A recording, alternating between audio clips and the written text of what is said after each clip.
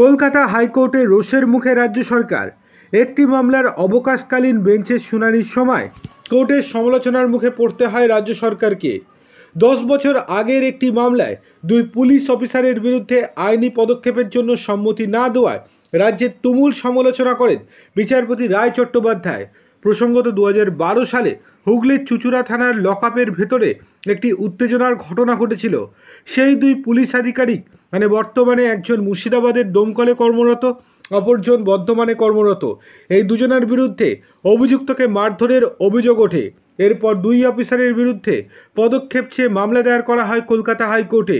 মঙ্গলবার ছিল সেই মামলার শুনানি। সেই মামলার শুনানি চলাকালীন স্কুল নিয়োগ দুর্নীতি মামলার প্রসঙ্গও টানেন বিচারপতি। নিয়োগ দুর্নীতি মামলার সরকারি আধিকারিকদের বিরুদ্ধে পদক্ষেপের জন্য সরকার সিবিআই এবং ইডিকে সম্মতি না দেওয়ার উল্লেখ করা হয়। এরপরই বিচারপতি রায় চট্টোপাধ্যায় আগামী 3 দিনের মধ্যে ওই আধিকারিকদের সাসপেন্ডের ব্যাপারে সম্মতি দেওয়ার রাজ্য সরকারকে কড়া নির্দেশ দেওয়া হয়েছে।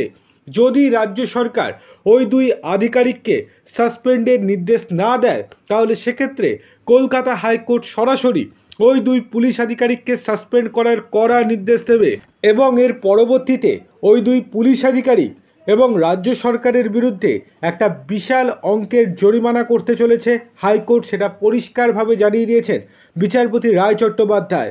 সুতরাং রাজ্য সরকার যে বড়সড় বিপদে পড়ে গিয়েছে ভোটের আগে, সেটা বলাই বাহুল্য।